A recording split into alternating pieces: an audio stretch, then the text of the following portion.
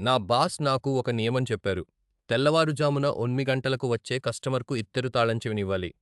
కానీ నీటిని ఎప్పుడూ చేతులతో తాకకూడదు. నేను ఒక నిర్మానుష్యమైన హైవే గ్యాస్ స్టేషన్లో నైట్ షిఫ్ట్ చేస్తున్నాను. ఆ యజమాని చాలా వింతైన వ్యక్తి నగదు రూపంలో డబ్బులు ఇచ్చేవాడు మరియు నా కళ్ళలోకి సరిగ్గా చూడలేదు. ఆయన నాకు చేయాల్సిన పనుల జాబితాను ఇచ్చారు. కానీ నాలుగో నియమం మాత్రం చిక్కటి ఎరుపు రంగు సిరాలో రాసి ఉంది. తెల్లవారుజామున 8 గంటలకు తుప్పుపట్టిన తెల్లటి వ్యాన్ వస్తే డ్రైవర్కు బాత్రూమ్ కోసం ఉండే బరువుగా ఉండే ఇత్తరు తాళం చెవిని ఇవ్వాలని, ఆ తర్వాత వెంటనే మందపాటి రబ్బరు గ్లౌజులు వేసుకుని నేలను తుడవాలని అందులో ఉంది.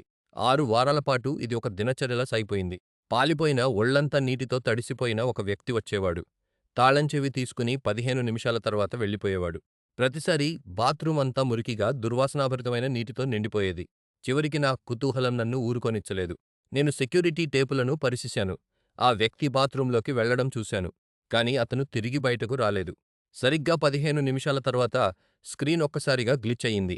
ఆ వ్యక్తి మరియు అతని వ్యాన్ రెండూ మాయమైపోయాయి.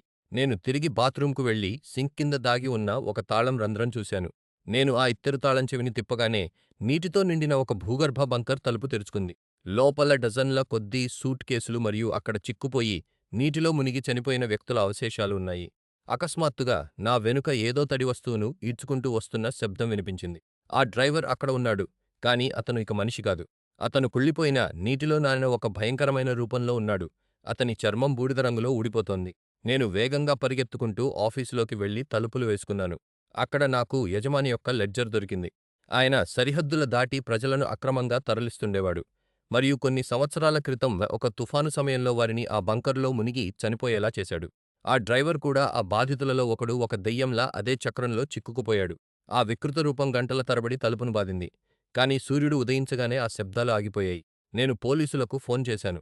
వారు ఆ శవాలను, లెడ్జర్‌ను మరియు యజమానిని పట్టుకున్నారు. ఆయన తన మిగిలిన జీవితాన్ని జైలు గదిలోనే గడుపుతున్నాడు. ఆ ఆత్మలన్నీ ఆ బంకర్ నుండి విముక్తి పొంది ఉంటాయని నేను ఆశిస్తున్నాను.